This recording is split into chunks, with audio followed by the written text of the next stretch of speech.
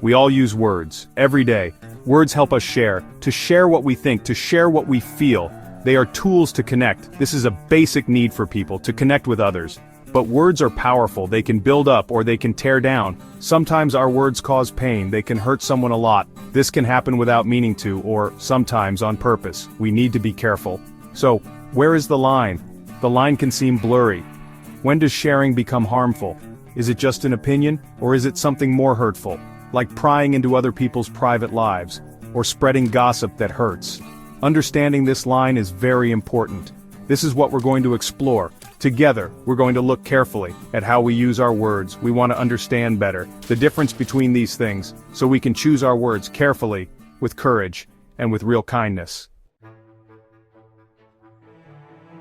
Let me tell you a story. It's a true story. It's about a woman. Her name was Maria. She had a happy spirit, she was full of life, and full of kindness.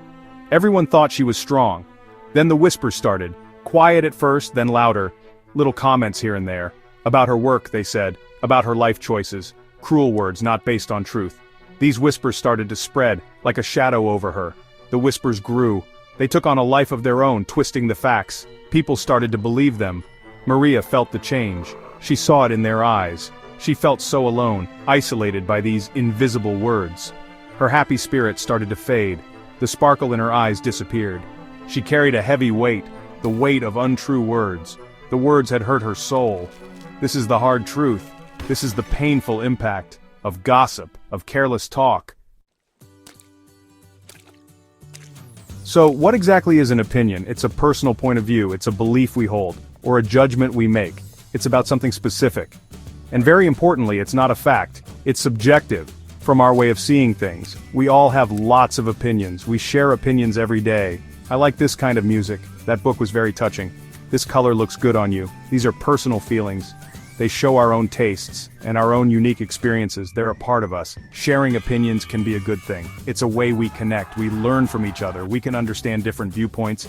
It can open up conversations, leading to new ideas, and to a deeper understanding. This is healthy communication. But how we do it really matters.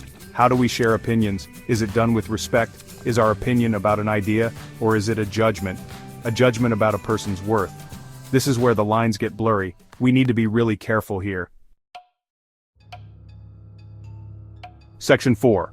Crossing boundaries. When sharing becomes meddling. Meddling is something different. It's not just an opinion, it means getting directly involved, getting too involved, in someone else's personal life, in their private business. This often crosses a line, a very important personal line. Sometimes meddling starts out of concern. We might think we're helping, or maybe it's curiosity, wanting to know more. But it's usually not welcome. The help isn't asked for, it can feel very intrusive, and very uncomfortable for them. When does an opinion change? When does it become meddling? It happens when we talk about someone's private decisions, decisions that aren't ours to make. When advice is pushed on someone, not asked for. When we try to control, or to fix another person. We need to pause and ask some tough questions to ourselves. Is this really my story to tell? Is this my situation to handle? Or should I offer support?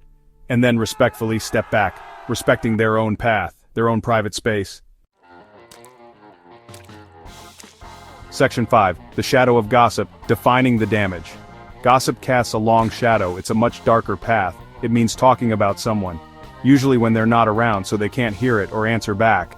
The talk is often negative, or it's very critical, it's rarely kind or fair. Gossip often shares private details, information that was secret, or it can spread rumors, things that aren't confirmed. Sometimes it's just guessing, shared as if it's a fact. This can be very hurtful to what people think about a person.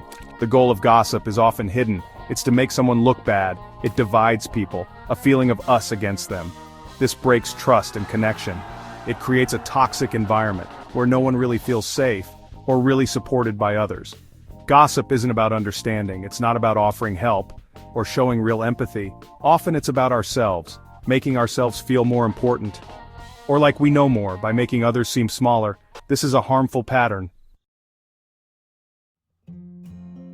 Okay, Section 6, the power of our voice. Words that build, words that break. Our words have incredible power, more than we often realize. They can be like tools, used to create and to build, or they can be like weapons, used to hurt and to destroy. We make this choice every day, with every word we say. Words have the power to build, to build bridges between people. They can offer deep comfort in times of sadness or fear. They can inspire great courage when someone feels like giving up. Words can even heal wounds, wounds of the heart and spirit, but words also have power. The power to really destroy.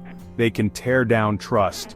Trust built over many years. They can break hearts, leaving scars forever. They can even stir up hate and feed terrible fights. The Bible talks about this. It says, the tongue has the power of life and death. This is from Proverbs 18:21. This is a deep, deep truth. Our words can bring life, or they can bring destruction. We must choose life on purpose. Section 7. Choosing to connect, a commitment to kind communication. So, what's our path forward? How do we make a change? It always starts with us, with our own awareness. We need to become more aware of the words we choose and the impact they could have. This is the first brave step. Before we speak out loud or type words in a message, we can learn to pause. Just take a short moment. Ask, is this true? Is it kind to say? Is it really needed right now? Does it help anyone involved? Let's make a choice. Lead with empathy first. Let's try to understand, to see from their point of view before we make a judgment or quickly share a story. Let's always look for connection, not separation or division. Let our words become a force for good in this world, a source of real strength, of genuine, heartfelt support, of unconditional true love. Let's commit to build a world where our words heal, a world where they don't hurt,